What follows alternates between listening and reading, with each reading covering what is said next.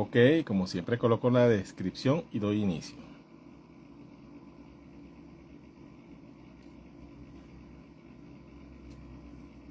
Hola, muy buenos días. Mi nombre es Elvis Canino. Este espacio obligatorio para su servidor, opcional para ustedes, de los lunes, una taza de esperanza. En horario distinto hoy. Me tocó atender de emergencia temprano a algunas personas que lo necesitaban y bueno, tuve que mover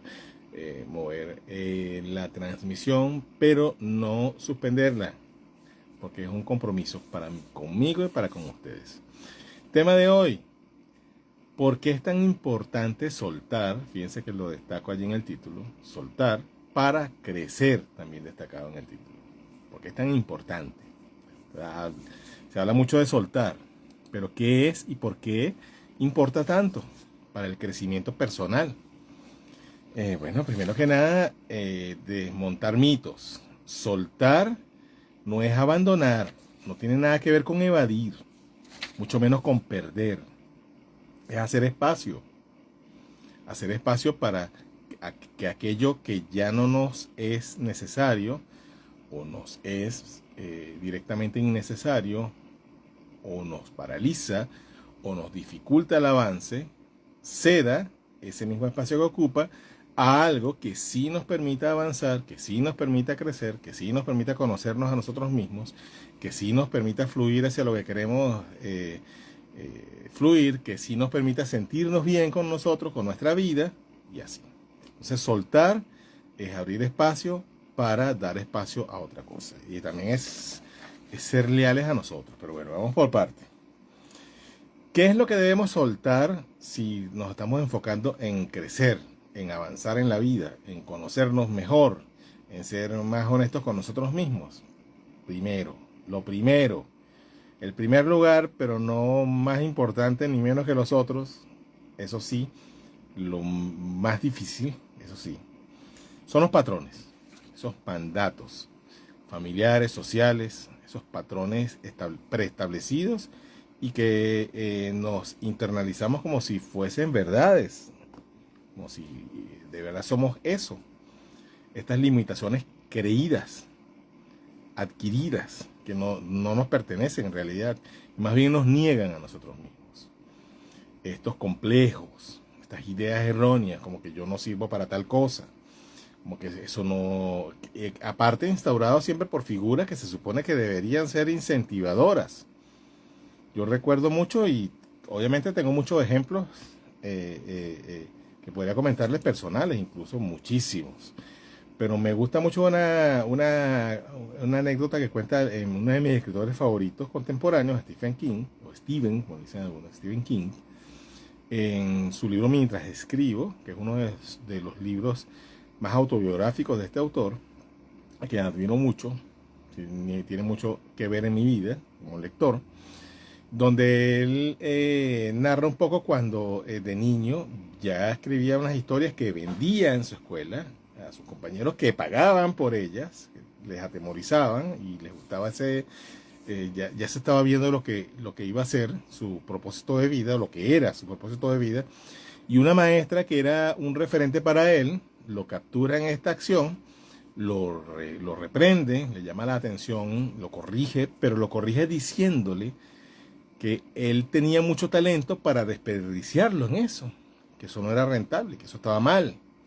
Imagínense ustedes, o sea, el propósito de vida de alguien que es conocido mundialmente por eso, por hacerlo tan bien, pudo haber sido truncado por esta opinión, porque viene de una figura referente, viene de una figura de autoridad en su infancia.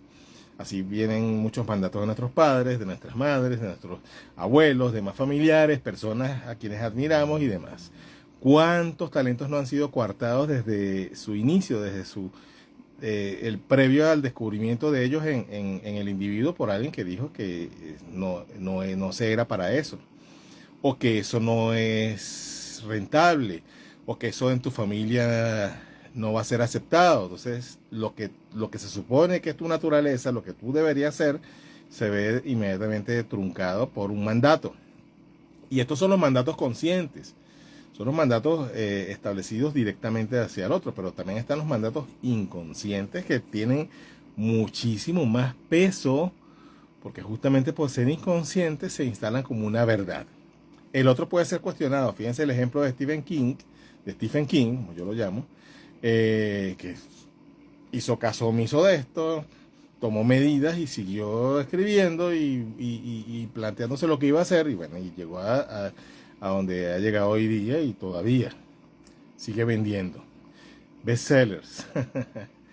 Mientras que otras personas que también tenían gran talento se pueden haber visto truncadas porque alguien les dijo que eso no era para ellos, o que eso no era rentable, o que en su familia todos eran tal profesión y no eso, y así. Entonces, revisar cada quien de nosotros cuántos de estos mandatos están instaurados en nuestra vida.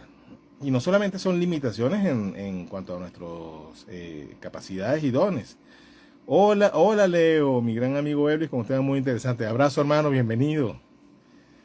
Feliz de verte por acá. Sino también estos mandatos, estas verdades supuestas de nuestro carácter, de nuestro ser.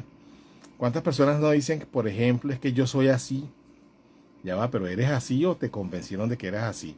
¿Eres así o estás repitiendo inconscientemente lo que aprendiste de alguien más, a quien admiraste, a quien tuviste de referente, y ahora tienes internalizado eso como una verdad para ti? ¿O es que yo soy malo para las matemáticas, yo soy malo para las letras, yo soy malo para hablar? ¿Cuántas de estas verdades son realmente verdad? La mayoría, y yo me atrevería a decir que todo esto es creencia, y cualquier creencia puede ser corregida. Obviamente, mientras más tiempo ha estado en nosotros allí sostenida como una verdad, mientras más se ha atornillado como una verdad, como algo que se supone que sí es porque sí, es más difícil corregirlo, pero imposible no es. Las lealtades, creencias, porque más allá de los mandatos y los patrones también están las lealtades invisibles que hacen mucho daño. El cómo yo repito un patrón porque se supone que eso es el deber ser y que estoy siendo leal a mi clan. Repitiendo, bueno, en estas limitaciones está mucho la instauración de estas limitaciones como verdad está sostenida sobre estos mandatos, estas lealtades. Bueno, hay una frase muy popular, muy universal, que es que el que le pega a la familia se arruina. Ok, puede haber algo de verdad en ello, pero ¿qué es pegarle a la familia? Respetarte a ti mismo es pegarle a la familia. Decir que no a alguien, a algo que no quieres, es pegarle a la familia. Decir que no cuando quieres decir que sí, o decir que sí cuando quieres decir que no, es pegarle a la familia.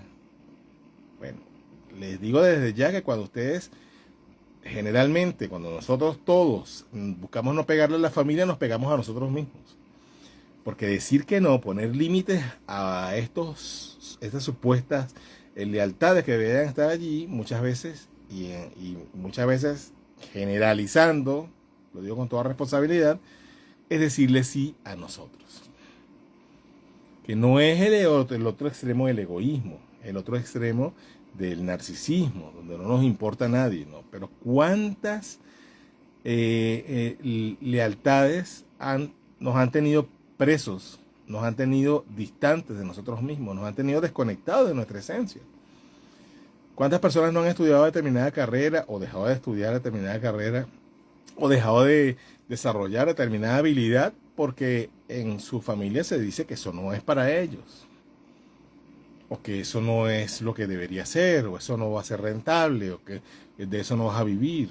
Y entonces pasamos una vida entera insatisfechos, sin conocernos a nosotros mismos, sin permitirnos ser, siendo desleales a nuestra esencia, siendo desleales a nuestras capacidades y dones, siendo obviamente desleales a nosotros mismos, por ser leales a lo que alguien dijo que se suponía que, o a lo que se instauró como un mandato a nivel familiar o social. Esto también va hacia arriba, va por escalas, que se suponía que tenía que ser. Bueno, ¿cuántas personas no se mantienen en las carencias, en la no aceptación de su propia prosperidad por lealtad invisible a las carencias de su clan, los mandatos familiares? ¿Por cuántas personas no se ponen un techo de limitación de crecimiento en cuanto a la abundancia y a su merecimiento por el mandato invisible de no pasar por el techo de sus padres, por lo tanto no ser desleal a ellos? Y esto es algo inconsciente, pero que es muy, muy común, se ve muchísimo. Cuando trabajamos en el taller sobre mandatos de pobreza que limitan la prosperidad, es increíble lo mucho que se escarban en esto y lo mucho que descubren los participantes sobre sus propias limitaciones instauradas inconscientemente, a veces asumidas también por lealtad a su clan, lealtad invisible a su clan. Deudas emocionales. Miren, la crianza autoritaria, la crianza y la educación autoritaria se sostienen sobre esto. Yo que te doy, entonces tú tienes que darme a mí. Yo que te doy educación, yo que te doy techo, yo que te he dado la vida.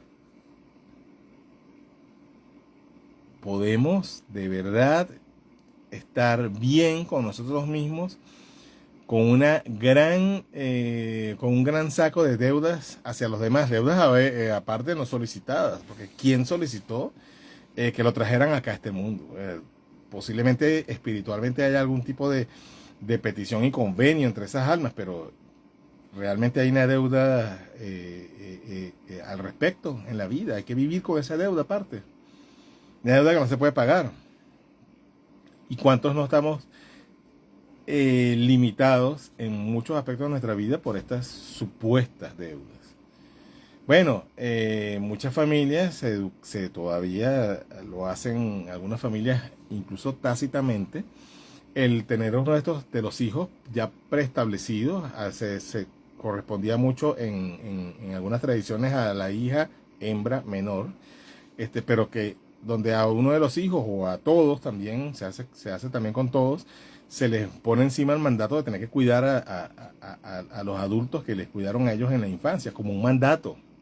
Porque una cosa es que alguien quiera hacerlo como un servicio, como un dar, como un acto desinteresado y realmente de amor, a que alguien, ojo, puede haber quien lo crea estar haciendo desde allí, desde el amor, desde el querer dar, y en realidad lo que esté cumpliendo es un mandato que se le impuso. Entonces, a costa de su propia felicidad, a costa de su propia autorrealización, tiene que cargar con peso de personas con las que no debe cargar. Y obviamente hay situaciones que ameritan en determinados momentos ser el cuidador de alguien, cuando hay nexos, cuando hay vinculaciones afectivas, familiares, temporalmente. Cuando alguien en nuestra familia sufre un percance, no es algo, no es contrario a nuestro amor propio el poder ayudar en determinados momentos, por determinados lapsos, incluso a dejar de hacer cosas para estar allí, porque lo amerita, porque es una emergencia, pero quedarse allí de por vida, ¿cuánta gente no lo hace? Y ojo, yo no me refiero a situaciones solamente de salud, me refiero a situaciones de absorción de parte de una figura paterno-materna de uno o de todos sus hijos, con esa imposición del que tienen que cuidarles para siempre, y el que si no lo hacen o el que no lo haga está excluido del clan. Esto hace mucho daño. Y no solamente hace mucho daño a quien permite que se le impongan este tipo de patrones, hace mucho daño al sistema y todos los sistemas familiares que vemos por allí normalmente, porque aquí no se exime nadie. Esto es tan general, está tan instaurado en nuestra sociedad, en nuestros esquemas. Bueno, es que nuestra sociedad está sostenida sobre la manipulación y sobre la violencia. Revisemos el sistema educativo convencional o los sistemas educativos convencionales y los sistemas de crianza recomendados. Por eso vemos profesionales de la salud, como pediatras, dando recomendaciones de violencia hacia los niños en nombre del control y de la supuesta educación a través de la agresión. Y la agresión no siempre implica golpes. Hay agresiones sutiles que hacen mucho más daño que los golpes. Compromisos impuestos. Ser para otros. Este aspecto vinculado al anterior. Debes cargar con, ojo, hay responsabilidades que son responsabilidades y ya, por supuesto. Cuando alguien forma una familia, adquiere una responsabilidad respecto a ello.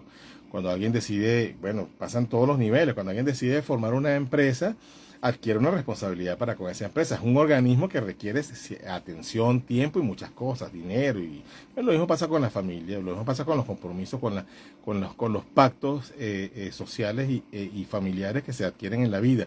Pero, siempre lo ideal es que todo esto vaya subordinado a la autoatención. Porque es lo que, por ejemplo, les digo a las madres en las consejerías de crianza. Yo como padre sé que nosotros ponemos a nuestros hijos por delante y somos capaces de dar la vida por ellos, por supuesto que sí. Pero esto de decir, es que ellos, incluso yo me pongo por detrás, ahí hay un gran vacío y un programa tremendamente dañino que aparte una incoherencia, porque yo no puedo dar lo que no tengo. Entonces, si yo quiero darle paciencia a alguien, si mi deseo es darle contención a alguien, si yo no me la doy a mí, ¿cómo se la puedo dar a otros? ¿Cómo puedo dar algo que ni siquiera es parte de mi cotidianidad, de mi relación conmigo? No puedo. Y por eso se nos hace a veces muy difícil escuchar a los demás, porque no sabemos escucharnos a nosotros mismos. No escuchamos nuestro cuerpo, con lo que nos solicita. No escuchamos nuestro ser interior, nuestra alma. No la escuchamos. Porque estamos muy ocupados con la supervivencia, estamos muy ocupados con los deber ser, estamos muy ocupados con las responsabilidades y lo que se supone que tenemos que hacer, pero no pasamos tiempo con nosotros, no nos damos atención, no nos damos contención. Por ejemplo, a veces no nos permitimos llorar, a veces no nos permitimos expresar nuestro enojo, y esto es tremendamente dañino, porque entonces que después eso pretendemos dárselo a otros, y a veces sí lo podemos hacer. Sí lo podemos dar y damos sin darnos a nosotros, pero eso es antinatural y es obviamente absolutamente contradictorio, y lo que va creando es un vacío. Entonces damos tanto afuera sin dar de lo que no tenemos, que es como cuando tú tienes una tarjeta y gastas, pero no tienes ingresos. Se va creando un hueco y en algún momento se explota o implota. Pasa lo mismo a nivel emocional. Pasa lo mismo en la relación con nosotros mismos y con los demás. Entonces, este ser para los demás puede sonar muy hermoso, y cuando conocemos a alguien decimos, oye, pero qué desinteresado es. Todo eso es muy, muy positivo, pero si se hace desde el equilibrio, porque como dije, no se puede dar lo que no se tiene, y para dar hay que tener, y eso implica todo, empezando desde el amor. Entonces, si no nos queremos, no podemos querer a nadie por más que aparentemos hacerlo. Culpa, expectativas. La herramienta de control más poderosa, tan así que, bueno, en la pandemia vimos, ¿no? Cómo se hacían estas campañas de cómo se promovía la cuarentena, el alejamiento, el distanciamiento social. Yo llegué a ver donde estaba viviendo en ese momento, llegué a ver unos comerciales de televisión donde decían, si vas a ver a tus abuelos y se mueren, tú los mataste. Literalmente con esas palabras. Entonces, eso es la culpa. ¿Y qué hace eso? Genera un efecto. Con los niños. Si te portas mal, no te va a traer regalos el Santa, o no te van a querer, o no vas a ser bueno. Entonces, papá y mamá no te van a mirar. Y solo los buenos merecen. Y los que se portan, o sea, y fíjense, ¿qué es portarse mal? ¿Qué es ser malo desde estos esquemas? Es ser tú, entra allí. O sea, ir contra el mandato, ir contra lo que se supone que debería ser. Priorizarte a ti para poder atender a los demás. Todo eso, si te pones a ver desde el discurso manipulador de la crianza y la educación autoritarias convencionales, sustentadas desde el miedo, desde la manipulación, está mal, porque tienes que ser para los demás, porque tienes que cumplir, tienes que ser bueno, tienes que ser leal, el que le pegue a la familia se arruina, y así. Para ustedes contar cuántos mandatos no nos anclan en este esquema donde nos ponemos en tercero, cuarto, quinto y hasta 20º y más atrás todavía lugar. Y mientras más atrás nos ponemos en la lista de prioridad, más difícil y más pesado se nos hace el dar a los demás. Entonces podemos dar desde el desinterés, pero terminamos enfermándonos, terminamos colapsando, terminamos siendo tan desleales a nosotros mismos que no nos reconocemos. ¿A cuánto no les ha pasado? A mí me ha pasado en la vida que me he visto al espejo en un determinado momento y me he dado cuenta en ese momento de conciencia, de apertura, que me he perdido. Pero eso no es tan malo, porque como les suelo decir a mis pacientes, para encontrarse hay que perderse. Y muchas veces tenemos que perdernos muchas veces en la vida, porque siempre tenemos que reinventarnos. Y no es que lo diga yo, la vida se encarga de hacerlo, de mostrarnos que por allí va. Entonces recordar varias cosas. Una es lo que dije al principio. Soltar, liberarse, no es perder, es hacer espacio. Cuando yo suelto la culpa, hago espacio para la responsabilidad, hago espacio para la conciencia, hago espacio para el amor, hago espacio para el respeto, que empieza por el autorrespeto. No es rebeldía, pero rebeldía está sin sentido, ¿no? Rebelde sin causa. Es honestidad con uno, es verdad, es decir sí a mí.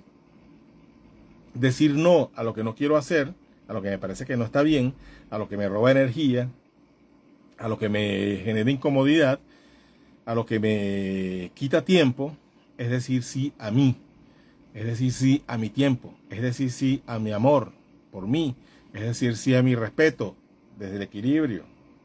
Recuerden, no es el extremo del narcisismo. El narcisismo no tiene nada que ver con el amor propio. El narcisismo es una consecuencia del desamor. Uno de los temas próximos es sobre el narcisismo. Crecer no es ser. Estas son anotaciones que hice yo en base a consultas que me hacen en la terapia o cuando me escriben de las transmisiones. Crecer no es ser mejor, es ser tú. ¿Qué puede ser mejor que ser tú mismo? Quien te diga que no hay nada mejor que ser tú mismo, porque nunca se ha preguntado, nunca se ha preocupado por saber quién es realmente. Y crecer, una cosa que esto me lo dijo alguien una vez y lo recordé y lo anoté acá para usarlo como una de las reflexiones importantes que me gustaría que se llevaran y digirieran, es atreverse a mirarse a sí mismo sin máscaras. Sin tener que aparentar nada, sin tener que ser algo para que te acepten o te quieran. Ser tú. Desde el amor, desde el respeto, que empieza por allí. Por algo, yo hace años escribí un artículo que fue muy polémico, en algún momento lo vuelvo a postear, que siempre genera muchas aristas, toca muchas fibras, muchas heridas, que es esta recomendación hacia los niños, desde los niños hacia los adultos, perdón, de respétame para que te respeten. Y así debería verse. O sea, a los niños se les exige, a todos nosotros hemos sido niños y se nos exigió siempre respetar desde el irrespeto. O sea, esa autoridad podía imponerse desde la agresión, desde la invalidación, y sin embargo tenía que, de manera unidireccional, recibir respeto y lealtad. Y resulta que así no funciona. Porque entonces es allí donde creamos estas deudas emocionales de las que hablaba hace rato. Entonces vivimos en deuda permanente de dar, de ser, de sonreír, de ser lo mejor, pero sin recibir. Ojo, porque no es que hay que dar hay que recibir a cambio para dar. No, el dar desinteresadamente, de hecho, es una de las claves de la paz personal. Pero el acostumbrarse a dar, y acostumbrarse a que nadie te da, porque eso es un patrón muy tóxico, por cierto, y a que no mereces, porque viene desde ahí, desde el no merecer, es una de las principales razones por las que mucha gente pasa toda la vida enfermándose y mucha gente pasa toda la vida lejos de sí. ¿Y cómo te das cuenta que estás lejos de ti? Cuando lo que haces en el día a día no te llena ni un poquito. A veces te llena la cuenta bancaria, a veces te satisface las necesidades, incluso a veces te las satisface en exceso, y está bien. Eso es parte también de la abundancia, pero cuando la abundancia implica muchos aspectos de la vida y uno es la paz interior, la tranquilidad, la salud, Todo eso debería estar implícito, pero si yo tengo mucha reciprocidad, mucha receptividad de ingresos por lo que hago, pero no me siento feliz haciéndolo, entonces ahí no hay abundancia. Ahí puede haber riqueza, pero no abundancia. Y son cosas muy distintas. La riqueza sin abundancia es un vacío. Genera un vacío, y por eso vemos y no entendemos cómo personas que aparentemente lo tienen todo se deprimen y se suicidan. Obviamente porque ahí no hay abundancia. Entonces cuidado con ello. Una de las claves, esto es muy extenso para resumirlo en una transmisión tan corta que ya estoy terminando.